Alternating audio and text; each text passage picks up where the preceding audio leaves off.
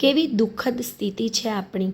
ખોટી પ્રશંસા આપણને ગમે છે અને સાચી ટીકાથી આપણે ત્રાસી જઈએ છીએ.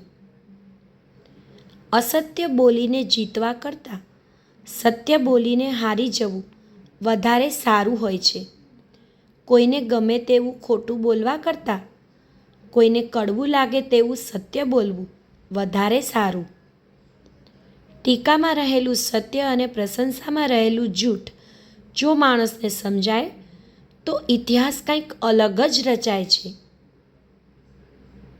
મને જૂઠું બોલતા આવડતું નથી અને જૂઠા લોકો પણ મને પસંદ નથી. દલીલ માત્ર જૂઠની જ હોય છે. સત્ય તો ખુદ પોતાનો વકીલ હોય છે. સમયની સાથે ચાલવું જરૂરી નથી. સત્ય સાથે ચાલો તો સમય આપોઆપ તમારી સાથે ચાલશે. અસત્ય, દગો અને બહાના તમને બે ક્ષણની ખુશી તો આપશે, પણ એની કિંમત તમારે ભવિષ્યમાં જરૂર ચૂકવવી પડશે.